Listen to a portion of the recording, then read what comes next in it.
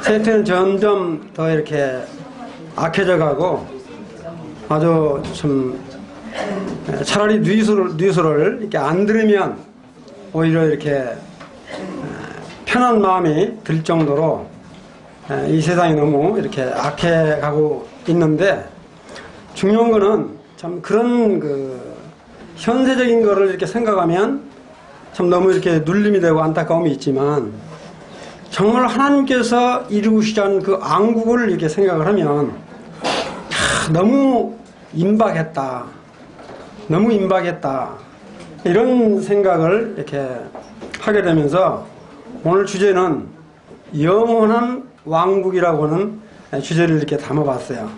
우리 성경에 보면 빨리 떠야 되는데 네. 천국이라는 말과 하나님의 나라라고 하는 말이 많이 있죠. 근데 천국이라고 하는 말은 성경 어디에만 나와 있죠?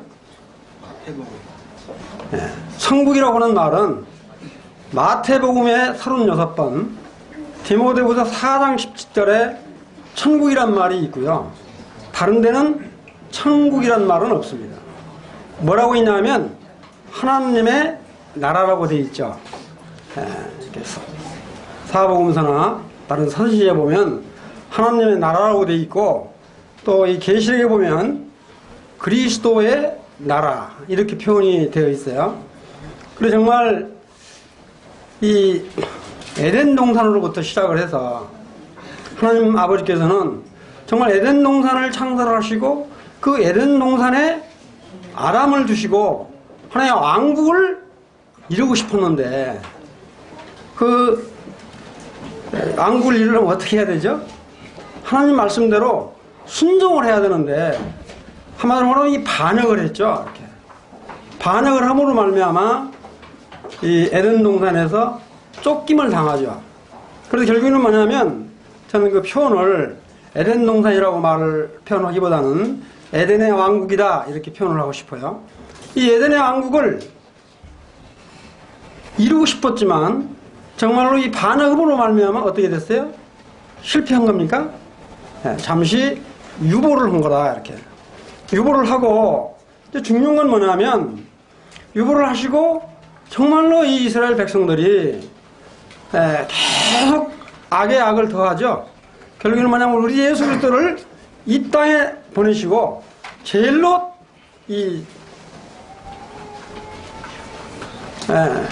다시 탁해야 돼? 처음부터? 시간 벌려고 좀 빨리 했는데.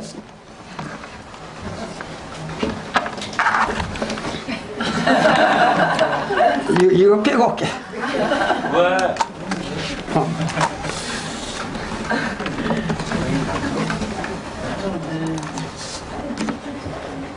제가 미리 다 준비를 했는데 시간 벌려고.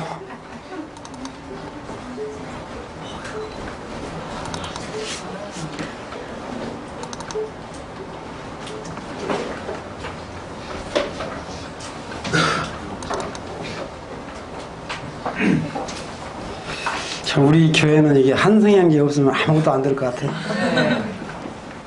왜? 응? 예.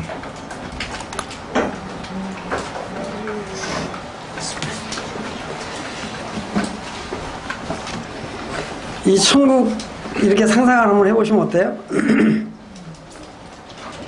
창세기 1장 29절에 30절에 보면 내가 온 지면에 씨 맺는 모든 채소와, 이걸 다 하려고 보니까 그림만 보여드리고 성경을 찾아보려고 보니까 시간이 너무 많이 걸 것 같아서 오늘 다 썼습니다. 그냥. 근데 모든 채소와 열매 맺는 모든 나무 너에게 주노니 해서 이 채소 열매 맺는 걸 몇째 날에 만드셨죠? 여섯째 날에 이렇게 만드셨잖아요. 그리고 창세기 2장 9절에 딱 넘어가면 뭐라고 나오냐면 여호와 하나님이 그 땅에 보기에 아름답고 먹기에 좋은 나무가 나게 하시니 이렇게 선악과와 생명나무를 두게 하셨어요. 그런데 중요한 건 뭐냐면 에덴 동산에 있었던, 중앙 동산에 있었던 이 선악과와 생명나무 가운데서 천년 왕국이 아니라 영원한 왕국, 새하늘과 새 땅에 들어가서 있는 나무는 뭔만 있습니까? 선악을 알게 하는 선악과 나무는 없고 생명나무가 있기 때문에 이 창세기하고 이 계시록은 아주 서로 이렇게 대적인 면들이 있습니다. 자, 요거는 이제 설명을 제가 여기서 드릴게요. 그냥 이 에덴 동산의 왕국을 우리 하나님께서 이렇게 이루시기를 원했지만 이 아담이 이렇게 죄를 이렇게 지음으로 말미암아 정말로 이렇게 쫓겨나는 그런 신세가 됐죠. 그래서 에덴 동산의 왕국은 잠시 보류가 된 거다. 그래서 이걸 이제 과거, 현재, 미래 이런 표현을 안 쓰고 간세대, 그 다음에 현재 세대, 그 다음에 저는 이제 마태복음 12장 32절에 보면 뭐라고 표현하면 오는 세대라고 말을 해요. 그냥 미래라고 표현하지 않고 오는 세대.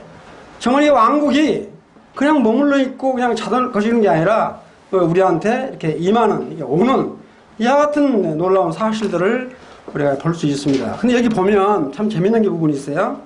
아까도 말씀드렸지만 여기 천국이라고 하는 부분은 영어로 어떻게 나와 있냐면 The Kingdom of Heaven으로 나와 있어요. 영어로 번역을 하면 하늘의 왕국이 되죠. 제가 이렇게 좀 영어는 서투르지만 하늘의 왕국이 되고요. 그 다음에 하나님의 나라는 영어로 뭐로 되어 있냐면 The Kingdom of Gods로 되어 있어요. 그럼 그대로 번역하면 하나님의 왕국으로 돼야 되죠. 그리고 이 번역을 그냥 천국이라고 했고 어떤 성경은 천국이라고 말을 않고 하늘 왕국 이렇게 표현한 책도 있습니다.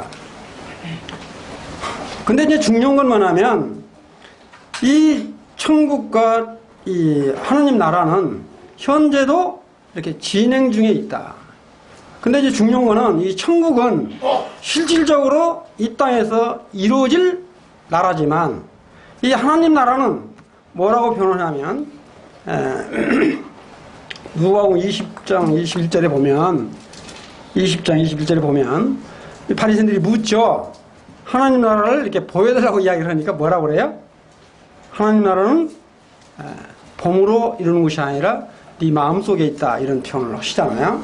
그게 뭐냐면 이 하나님 나라는 정말로 이렇게 정신적이고 이런 실제 이 땅에 이루어지는 않은 이렇게, 그래서 제가 이제 그 표현을 이스라엘 교회 이방인 이런 표현을 썼는데 우리가 성경을 읽으실 때 잘 아시겠지만 이게 이스라엘 백성들에게 이야기를 한 것인지 이게 교회에 이야기를 한 것인지 또 이방인들에게 한 말인지를 잘 구분해서 읽지 않으면 오해를 많이 불러일으킬 수 있는데 이건 이제 뒤에 설명을 드리도록 할게요.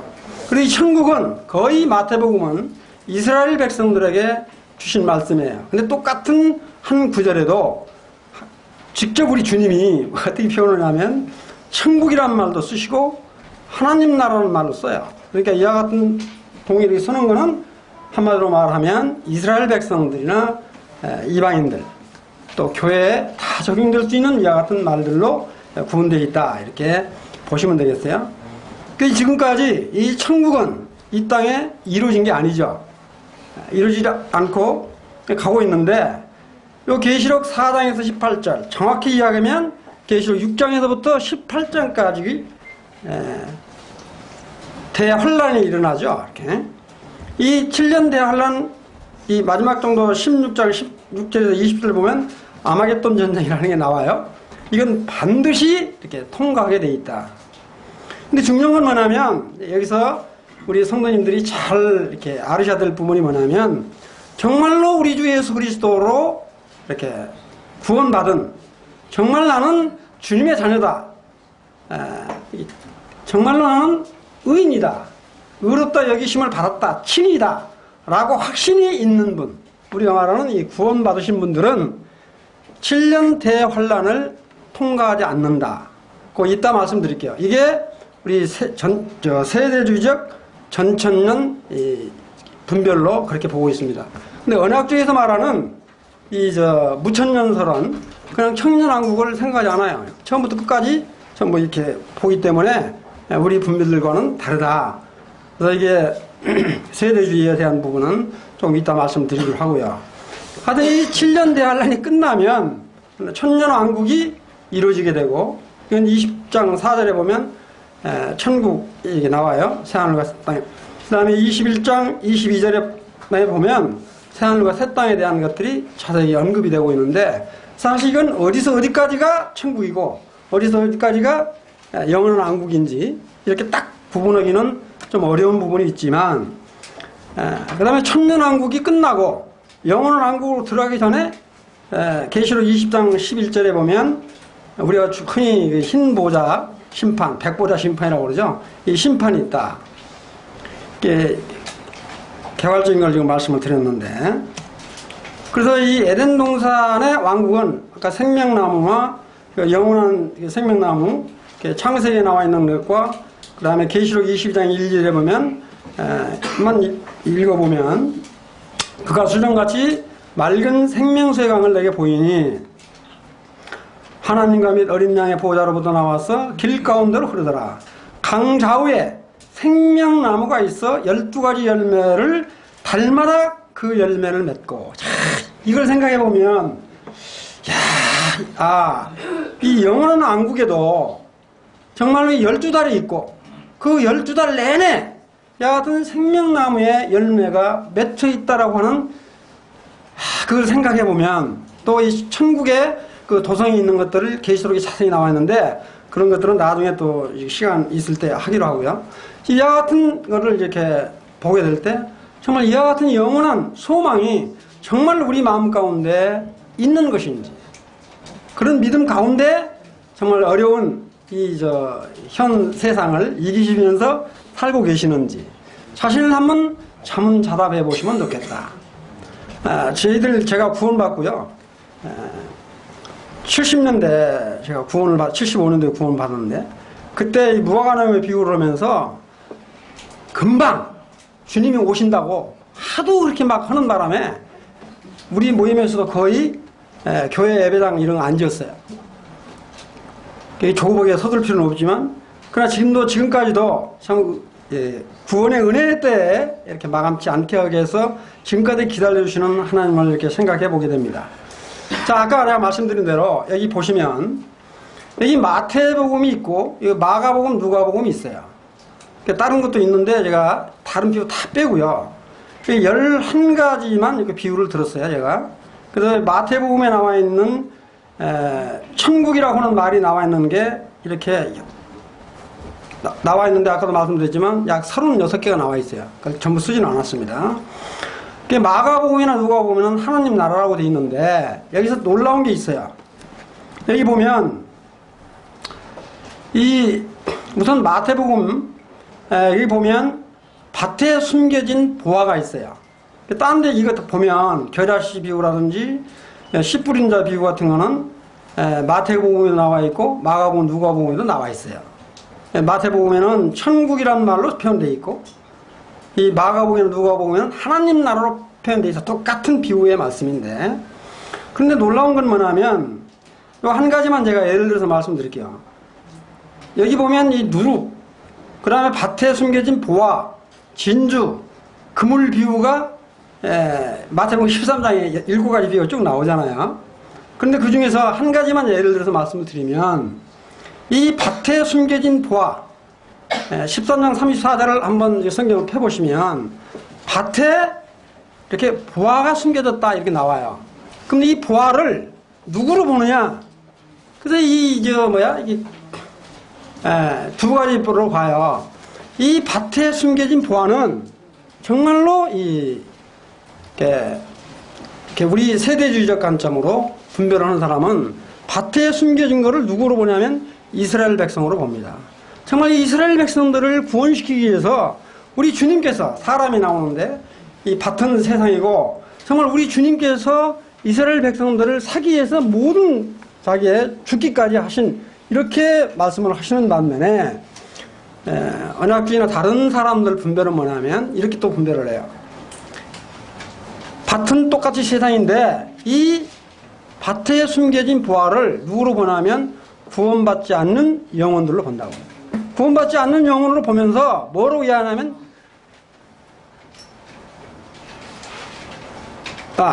예수님으로 본다고요.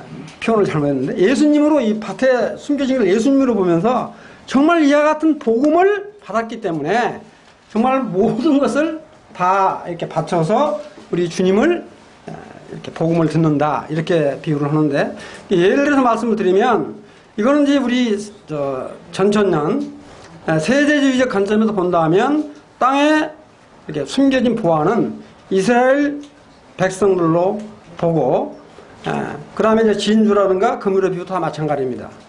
그런데 여기 이제 부자 이거 하나만 예를 들어 볼게요. 마태복음 19장 23절을 얼른 한번 펴보시면 거기에 이런 말씀이 나와요. 마태복음 19장 23절을 얼른 한번 펴보세요. 펴보시면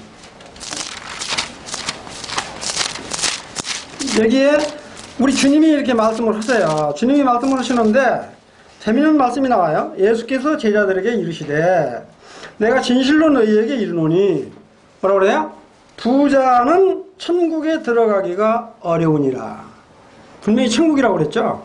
그런데 바로 이어서 24절에 보시면 다시 너희에게 말하노니 낙타가 바늘기로 들어가는 것이 부자가 뭐라고 그래요?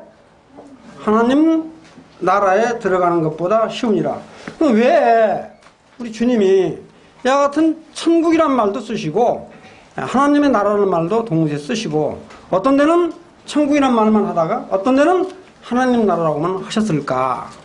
이건 분명히 제가 이렇게 분별하는 거는 정말로 우리 하나님께서는 이 이스라엘 백성, 자기가 택한 이스라엘 백성도 얼마나 사랑하시는지 택하지는 않았지만 우리 이방인들도 하나님께서 얼마나 사랑하고 계신지를 그래서 이 천국은 이 땅에 실질적으로 천년왕국으로 이어지는 거지만 하늘나라는 나중에 아까 그림에서 보신 바와 같이 천년왕국에서는 같이 이렇게 임하는 것으로 이렇게 분별이 되지만 이 구분해서 쭉 쓰신 것들을 볼 수가 있다. 이런 걸 이제 말씀을 드리고요. 그 다음에 이거는 뭐냐면 지금 제가 말씀드린 대로 앞에 있는 것도 조금 다시 이제 말씀을 드리면 여기 이제 에덴 동산 끝났고요. 구약 시대 때 다 끝나가지고 우리 주님이 초림을 하셨죠. 이렇게 초림을 하셨어요. 그리고 이제 우리 주님이 이 땅에 오셔서 부활하셨다고요.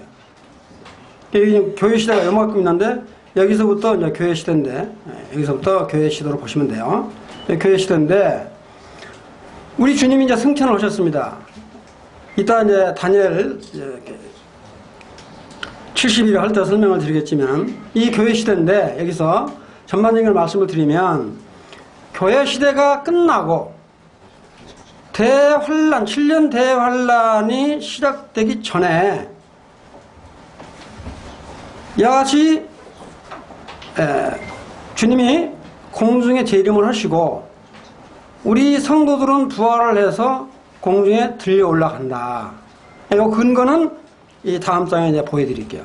이렇게 들려 올라간다, 끌어올라간다. 이거를 아주 요새 흔히 말로 휴거한다 이런 말 하죠. 휴거한다. 휴거한다는 말은 뭐냐면 납치한다는 뜻이에요. 랩처. 영어로는 랩처. 납치한다. 공중에서 납치해간다. 그래서 정말 이와 같은 것들이 사실이냐? 이런 것들은 성경에 정확히 나와 있기 때문에 우리가 이 전천주의에서 특히 이렇게 잘 해야 할 건 뭐냐면 정말 문자적으로 해석을 한다. 언약주의나 이런 분들은 거의 비유적으로 많이 하지만 언약주의로 이렇게 해석을 한다. 그런데 이 부활되는 것이 이와 같이 구원받은 성도들이 우리 교회에 부활해서 올라가요. 올라가서 이 7년 대환란 시대에도 정말 계시록 6장에 보면 14만 4천이 나와요. 이 14만 4천 명에서도 분별하는 사람들이 가지각색이죠. 그런데 이 14만 4천은 정말로 유대인들에게 이렇게 하신 말씀으로 분별이 되고요.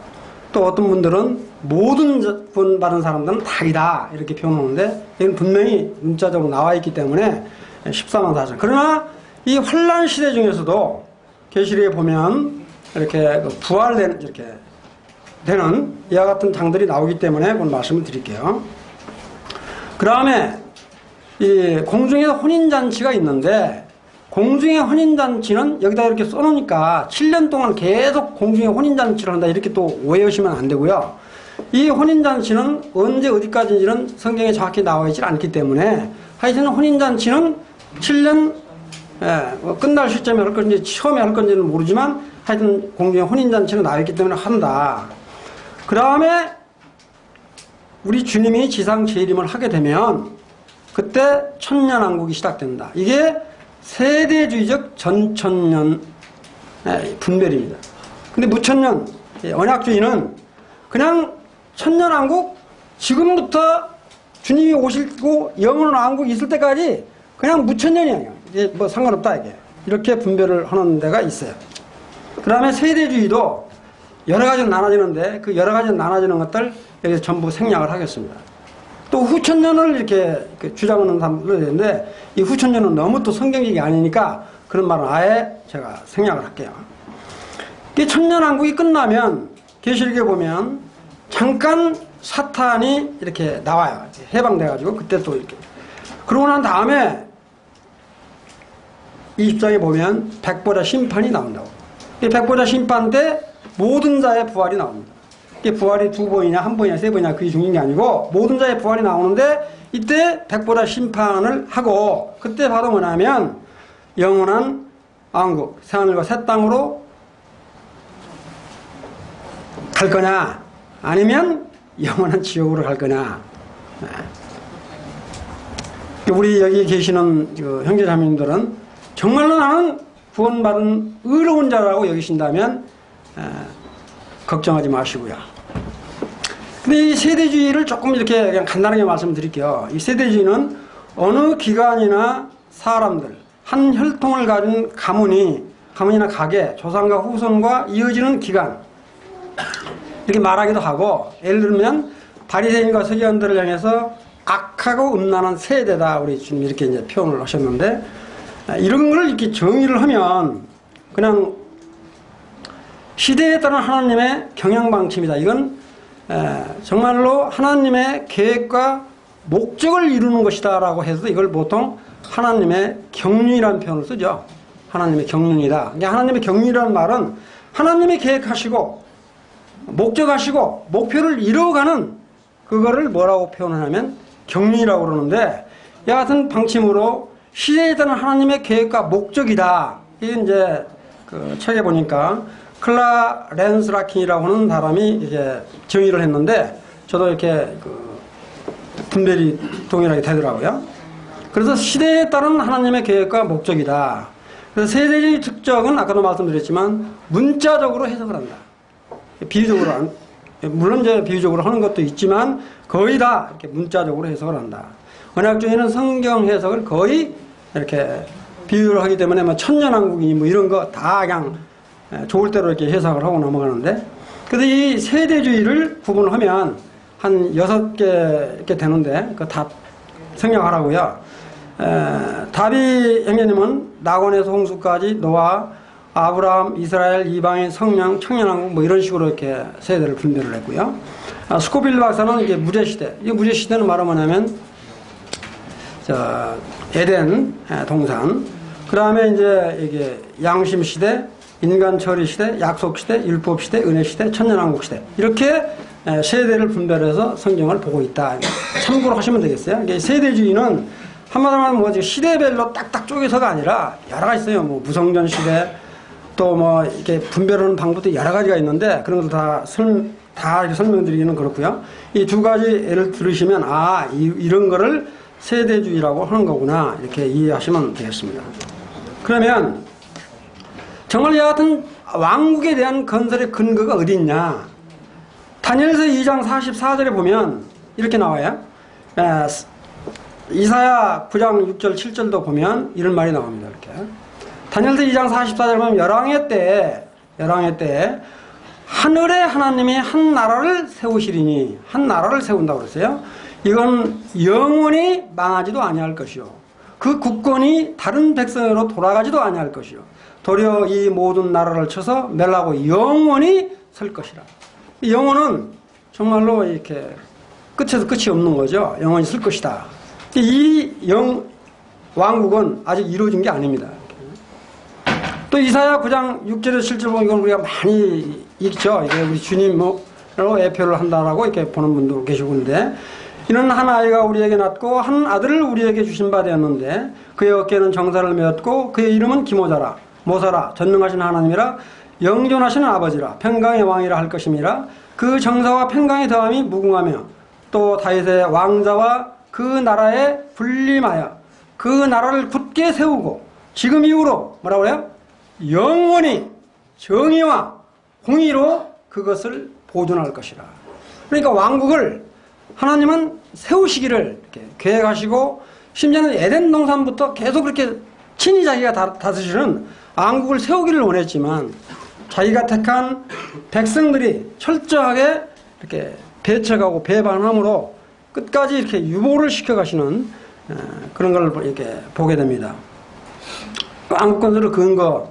근데 주님이 이렇게 말씀을 하시면서 이렇게 다니엘서 9장 24절 26절에도 마찬가지입니다. 이렇게 영원한 의가 드러나며 환상과 예언이 응하며 지극히 거룩한 아이가 기름 부음을 받으리라.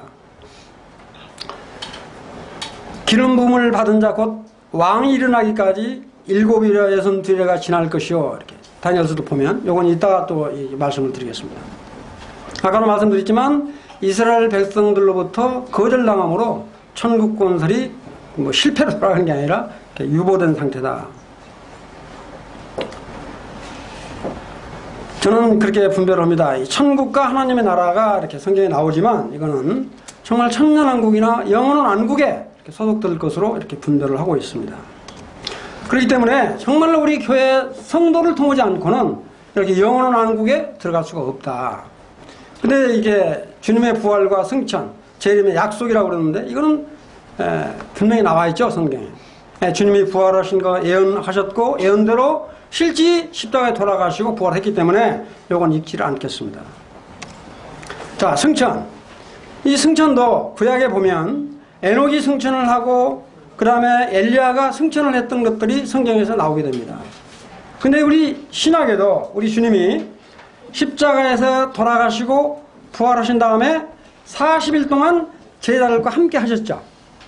제자들과 함께 하시고, 정말 이 사도행전 1장 8, 9절에 보면 하나님이, 우리 주님이 정말로 이 구름 타고 올라가시는 그 모습을 몇 명이나 봤다고요?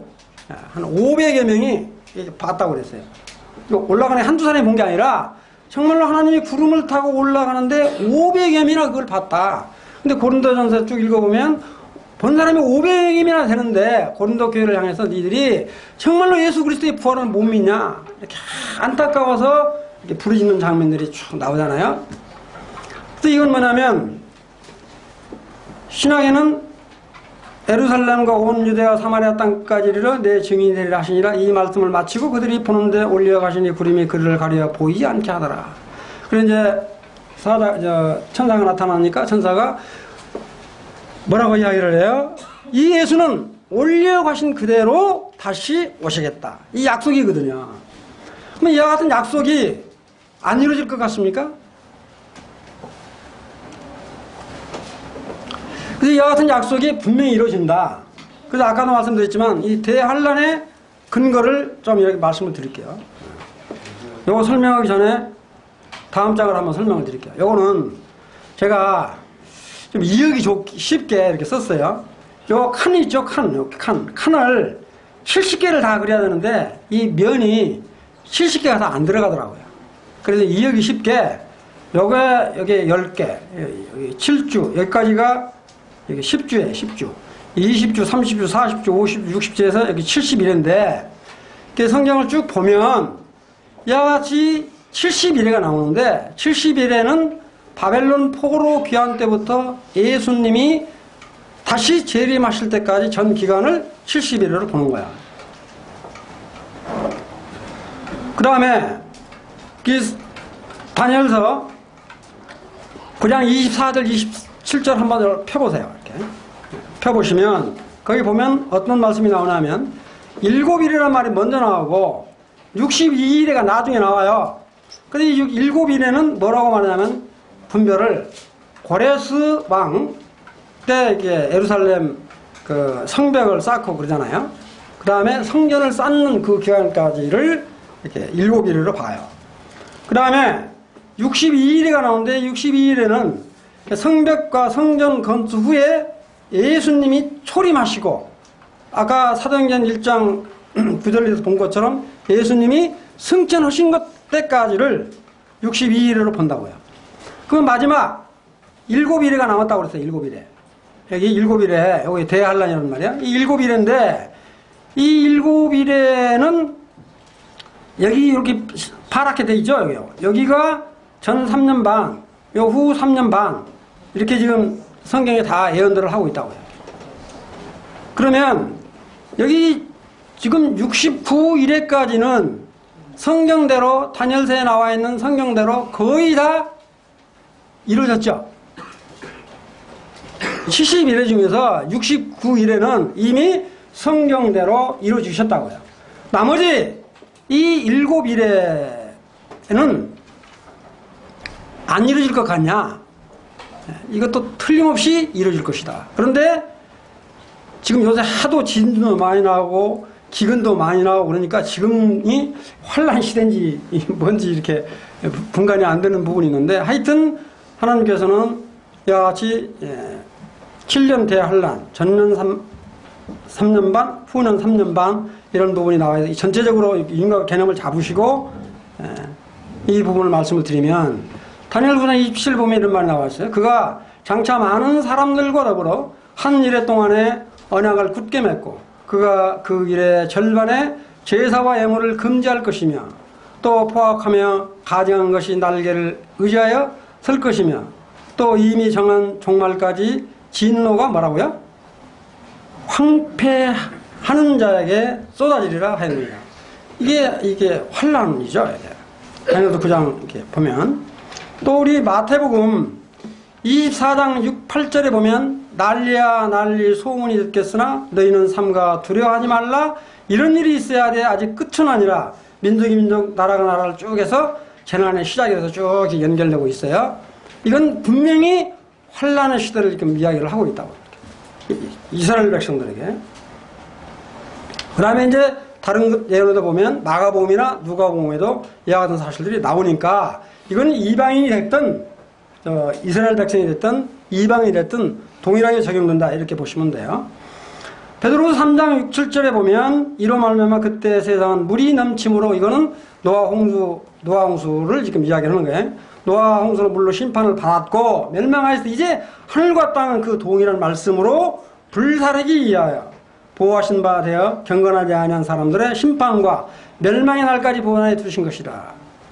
참 그 계시록에 쭉 보면 하늘에서 이렇게 우박이 바위덩어리만하게 떨어진다고 그러는데 이거는 언제 한번 소련에서 러시아에서 이렇게 유성들이 떨어져서 그냥 난리가 났죠. 아마 그런 것들을 이렇게 성경에 예언한 대로 지금 이루어지고 있는 게 아닌가 이렇게 분별이 돼요. 근데 환란의 근거는 이런 것들 또 뭐 있는데 이거는 설명드렸으니까 주님이 환란 전에 주님 재림은 환란 전에 아까 내가 이런다고 그랬죠? 아까 제가 이렇게 주님의 재림은 환란이 일어나기 전에 이루어진다. 그럼 그 근거가 뭐냐? 여기 이와 같은 말씀을 보면 정말로 이와 같은 무천년설이라든가 이런 사람들은 우리 그리스도인들도 환난 통과한다 이렇게 분별을 하고 있어요. 근데 절대 이 성경에 보면 우리 그리스도인들은 환난을 통과하지 않는 말씀이 너무 명확히 나와 있기 때문에 그렇게 문자적으로 분별을 하는 겁니다. 자 보면 24장 21, 22절 보면 이는 그때 큰 환난이 있겠습니다. 창세로부터 지금까지 이런 환난이 없겠고 후에도 없으리라. 그 날들을 감하지 아니하면 영어로 cut short라고 나와 있어요. 감하지 아니하면 모든 육체가 구원을 얻지 못할 것이나 그러나 택하신 자들을 위하여 뭐라고 그랬어요? 그 날들을 감하시리라. 감하겠다. 안 하겠다. 그 다음에 누가복음 21장 18절에 보면 이 성도들 향해서 뭐라고 말씀하시냐면 환난 말을 쭉 나오시면서 너희 머리털 하나도 상하지 아니하리라. 머리털을 하나도 상하지 않으려면 환난을 통과 안 해야 되겠죠. 이렇게.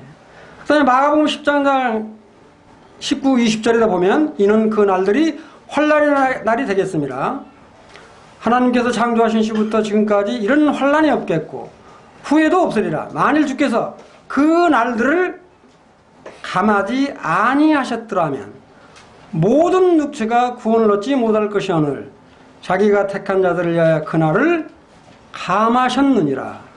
분명히 이와 같은 말씀을 통해서 볼 때 또 계시록 3장 10절에 보면 빌라델비아 교회를 향해서 이렇게 말씀을 하시죠. 내가 나의 인내의 말씀을 지켜준즉 내가 또한 너를 지켜 시험의 때를 면하게 하시겠다. 이 면한다라고 우리 번역을 그렇게 했는데 영어는 기법이라고 해서 지키겠다 이런 의미로 쓰고 있다고요.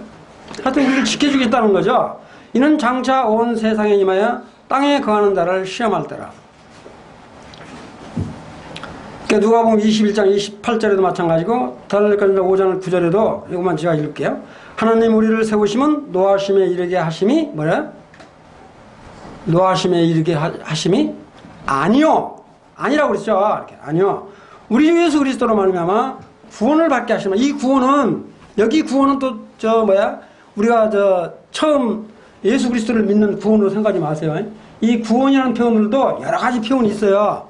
이 구원이라고 말할 때 꼭 이 구원이 예수 그리스도를 처음 죄사함을 받고 구원 얻는 것만 구원으로 생각하지 마시고 하여튼 생활 속의 구원뿐만 아니라 우리가 삶 가운데서도 얼마든지 이 구원이라는 표현을 쓰고 있기 때문에 그렇게 이해하시면 되겠어요. 같은 주님의 재림과 성도의 부활은 거의 동시적으로 일어난다. 달라니가전서 1장 10절에 보면 또 죽은 자들 가운데서 다시 살리신 그 아들이 하늘로부터 뭐라고 그랬어요? 강림을 기다린다고 하니 이는 장래 노하심에서 우리를 아까도 말씀드렸지만 건지시는 예수니라. 고린도전서 15장 51, 52절에 보면 보나 내가 너에게 비밀을 말하노니 우리가 다 잠잘 것이 아니요 마지막 나팔의 순식간에 호련히 다 변화하리니 나팔소리가 나매 죽은 자들이 썩지 않을 것으로 다시 살리고 우리도 변화하리라. 이 나팔도 계시록에 나오는 7째 나팔하고 같은 거나 이런 부분이 나오는데 그런 부분은 지금 이번에는 여기서는 생략할게요. 나중에 기회 있으면 말씀드리기로 하고요. 그 다음에 요한일서 3장 2절에 보면 사랑하는 자들아 우리가 지금은 하나님의 자녀라. 장래에 어떻게 될 것은 아직 나타나지 아니하였으니 그가 나타나심이 되면 오시면 우리가 그와 같은 줄을 아는 것은 그의 계신 그대로 볼 것을 인함이라. 이와 같은 말씀들 강림하시는 것은 이제 데살로니가전서 잘못 썼네. 살전인데 데살로니가전서 4장 16절 17절에 보면 주의 강림하실 때까지 우리 살아남아 있는 자도 자는 자보다 결단코 앞서지 못하리라. 주께서 호령과 천사장의 소리와 하나님의 나팔로 친히 하늘로 쫓아 강림하시리니 그리스도 안에서 죽은 자들이 먼저 일어나고 그 후에 우리 남은 자도 저희와 함께 구름 속으로 끌려 올려. 이 말이 바로 아까 말씀드린 공중에서 납치하는 것과 같은 올라가는 그걸 지금 표현을 하고 있다.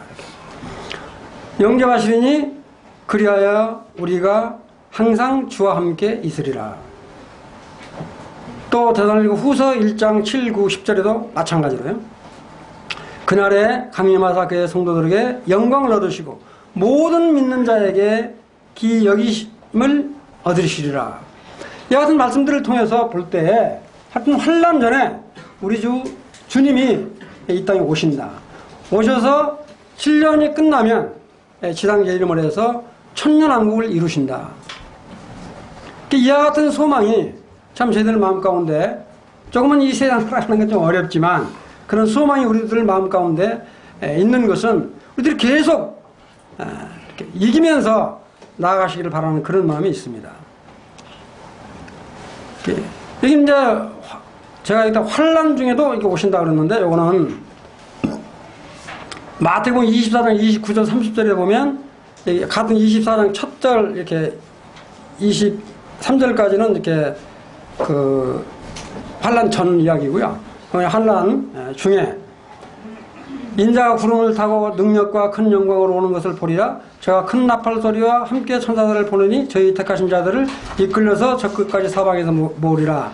이거를 환난 중으로 보는 사람도 있고, 또 이거를 그냥 환난 전으로 보는 사람도 있고 그러는데, 저는 분별을 그렇게 했어요.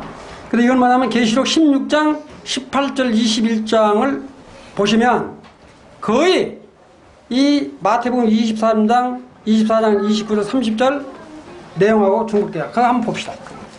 자, 계시록 16장 얼른 한번 펴보세요. 계시록 16장을 이렇게 펴보시면 18절을 보시면 번개와 음성들과 우레소리가 있고 또 큰 지진이 있어 얼마나 큰지 사람이 땅에 있어 온 이래로 이 같은 지진이 없었더라. 그 다음에 21절에 보면 또 무게가 1달란트나 되는 큰 우박이 하늘로부터 사람들에게 내리매 사람들이 그 우박의 재앙 때문에 하나님을 비방하니 그 재앙의 힘이 크더라. 이 1달란트면 얼마나 커요? 몇 킬로예요? 엄청 큰, 이거는 아마 위성을 말하는 거 아닌가, 이렇게. 공중에 떠다니는, 이렇게. 지난 한 달 전인가, 이렇게 러시아에서 떨어졌던 위성들을. 이 마가복음 13장 24절 26절에도 보면 환난 후에 해가 어두워지며 달의 빛을 내지 아니하며 별들이 하늘에서 떨어지며 이렇게 보면 또 이런 내용들을 쭉 보면 이스라엘의 14만 4천 명, 그 다음에 이렇게 이방인들도 정말로 근데 이렇게 은혜 시대에 구원을 받지 못했는데 이 환난 중에 정말 우리 이방인들이 구원을 받을 수 있을까? 그런데 그 성경 보면 그런 부분들이 나와 있기 때문에 그건 나중에 또 한번 이렇게 보기로 하고요. 일단 넘어갈게요. 계시록 6장 9, 10절에 보면 다섯째 인을 떼실 때 내가 보니 하나님의 말씀과 저희가 가진 증거를 인하여 죽임을 당한 영혼들이 제단 안에 있어 큰 소리를 불러 가로되 거룩하고 참되신 대주되어 땅에 거하는 자들과 심판에 우리 피를 신원해 주지 아니하시기를 어느 때까지 하시려나이까 하니 각각 저희에게 흰 두루마기를 주시며 가라사대 아직 잠시 동안 쉬되 저희 종들과 형제들도 자기처럼 죽임을 받아 그 수가 차기까지 하시더라. 또 계시록 7장 13절 4절을 보면 큰 환난에서 나오는 자들인데 어린 양의 피에 그 옷을 씻어 희게 하였느니라. 이런 구절들을 보면 아직 환난 중에도 구원을 받는 것을 이렇게 분별이 되어집니다. 자, 근데 모든 자의 부활, 백보자 심판이 나오는데 이거는 이제 20장 4절 7절에 보면 내가 보좌들을 보니 거기에 앉은 자들이 있어 심판하는 권세를 받았더라. 또 내가 보니 예수의 증거와 하나님의 말씀을 인하여 목배임을 받은 자의 영혼들과 또 짐승과 그 우상에게 경배하지도 아니하고 이마와 손에 그 표를 받지, 이 표는 666표 표를 받지도 아니한 자들이 살아서 그리스도로 더불어 1000년 동안 악노릇하니. 그 다음에 나머지 죽은 자들은 그 1000년이 자기까지 살지 못하더라. 첫째 부활이라. 첫째 부활에 참여하는 자들은 복이 있어 거룩하다. 이 첫째 부활은 지금까지 일어났던 부활, 이런 점진적인 부활들을 다 통칭해서 한다라고 이렇게 분별을 하고 있어요. 둘째 사망이 그들을 다스리는 권세가 없고 도리어 그들이 하나님과 그리스도 제사장이 되어 1000년 동안 그리스도로 더불어 왕노를 하리라. 1000년이 참에 사단이 옥행하여 이렇게 이제 풀려서 이제 한바탕 또 휘젓는 그런 부분이 나오는데, 여하튼 이제 백보자 심판이 나타나면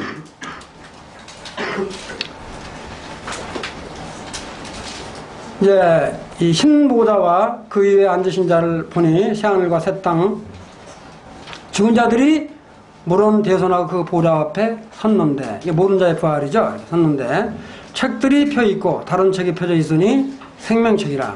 정말 우리 주님을 믿는 우리들은 아마 정말 생명책에 내 이름이 기록되어 있다라고 하는 그런 사실들을 인식하기를 바라요. 하여튼 생명책에 기록이 안 돼 있으면 우리 믿음이 정말 헛것이니까. 생명책이라 죽은 자들이 자기 행위를 따라 책들에 기록된 대로 심판을 받으니 바다가 그 가운데 죽은 자들을 내어주고 또 사망과 음부도 그 가운데도 죽은 자들을 내어주매 각 사람이 자기 행위대로 심판을 받고 사망과 음부도 불못에 던지우니 이것은 둘째 사망 곧 불못이라. 영원한 심판이 이루어져서 정말 믿는 사람은 영원한 천국에 들어가는 거고 그렇지 않은 사람은 영원한 멸망에 들어가는 것들을 성경에서 이렇게 말을 하고 있습니다.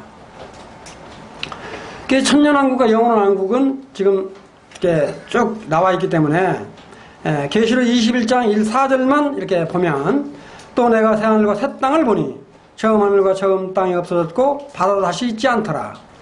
또 내가 봄에 거룩한 성 예루살렘이 하나님께로부터 하늘에서 내려오니 그 준비한 것이 신부가 남편을 위하여 단장한 것 같더라. 모든 눈물을 그 눈에서 닦아주시니 다시는 사망이 없고 애통하는 것이나 아픈 것이 다시 있지 아니하리니 전부들이 다 지나갔습니다. 이런 말씀이 여기만 있는 게 아니라 이사야 65장 17절 25절에 나오죠. 새하늘과 새 땅에 대한 것들이. 그래서 심지어는 뭐예요? 이리와 어린 양이 함께 먹을 것이며 사라가 소처럼 집을 것이며 뱀은 흙을 양식으로 삼을 것이니 나의 성산엔 해함도 없겠고 상함도 없으리라. 이게 전부 뭐냐면 천년왕국, 영원한 왕국에 대한 것들을 구약에서부터 이렇게 다 이렇게 언급을 하고 계시는 것들을 볼 수가 있습니다. 남아 있는 이 일곱 이래가 이 69이래가 이렇게 이루어진 것처럼 나머지 있는 이 일곱 이래, 전 3년 반, 후 3년 반에 대한 이 대환란의 시작이 언제인지는 모르지만 이루어질 것이다. 정말 그와 같은 환란을 뭐 이렇게 무서워서가 아니라 정말로 이렇게 은혜의 시대에 복음을 듣고 좀 주님을 영접해서 여하튼 영원한 소망 가운데 들어가시기를 주님의 이름으로 부탁을 합니다. 이건 그냥 뭐 대충 하는 게 아니라 너무 이런 부분들이 현실에 와닿기 때문에 정말로 아직도 우리 주님을 그냥 이렇게 대충 이렇게 안다든지 아는 것으로 되는 건 안 되니까 정말 확실히 믿고 이런 소망 가운데 가시기를 바랍니다. 그래서 이제 정리를 해서 마치겠습니다. 그러면 교회하고 왕국하고는 어떻게 이 구분을 할 수 있냐? 몇 가지만 제가 예를 들어서 말씀드릴게요. 여기 교회와 왕국을 보면 이렇게 보시면 돼요. 이 왕국은 직접 하나님께서 직접 세우십니다. 다니엘서 2장 44절에 보면 직접 세우세요. 근데 이 교회는 직접 세우는 게 아니라 정말 예수 그리스도의 모퉁이 돌 위에서 세워진 게 교회죠. 에베소 2장 20절을 이렇게 한번 보시면, 그 다음에 왕국은 상속자들의 이렇게 개념이 있어요. 왕국은 상속해주는 개념이 있다고요. 근데 야고보서 2장 5절에 보면 이런 말씀이 있어요. 시간이 없으니까 안 찾아보겠는데, 그러나 교회는 상속의 개념이 없죠. 이 상속은 그냥 이 땅을 유업으로 받는 이런 것들이 나오는데, 교회는 상속의 개념이 없습니다. 그 다음에 우리 교회는 뭐라고 비유해요? 몸이라고 비유를 하죠. 에베소 1장 23절이라든가 마태복음 10장 45장 이렇게 쭉 보면, 그러나 왕국은 몸이 아니라 한 나라죠. 이렇게. 그 다음에 우리 이 교회는 왕국은 상급에 따라서 다스릴 고를 받는 것들이 누가복음 19장에 보면 나와요. 열무나 그 비유에서 열고를 주겠다. 이렇게.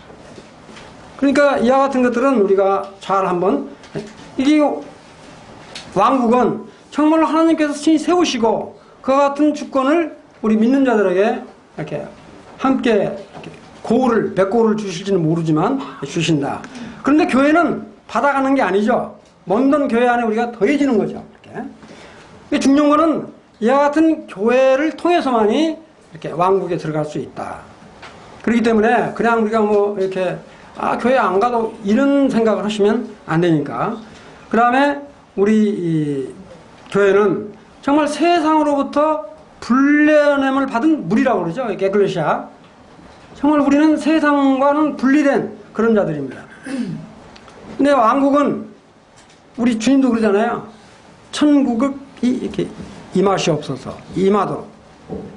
이 교회하고는 왕국하고는 다르다. 다시 말씀드리면 곧 교회가 왕국이다라고 이렇게 표현하는 것은 잘못된 것이다. 이런 말씀들을 이렇게 드리면서 정말로 우리가 교회 안에 있으면서 성도로 있으면서 정말 이와 같은 환란의 시대에 다시 한번 우리 믿음들을 점검해보고 정말 나는 이와 같은 믿음의 터 위에 굳게 서서 이런 소망 가운데 정말 이렇게 사는 자들이 되시도록 주님의 이름으로 부탁드리면서 말씀을 마치도록 하겠습니다.